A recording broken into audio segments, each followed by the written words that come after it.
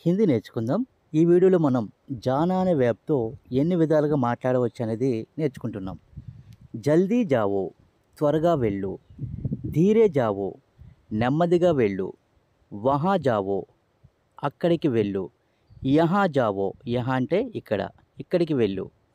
ఊపర్ జావో, పైకి వెళ్ళు. నీచే జావో, క్రిందకు వెళ్ళు. ఆగే జావో, ముందుకు వెళ్ళు. పీచే జావో, వెనక్కి వెళ్ళు. దూర్ జావో అంటే దూరంగా వెళ్ళు.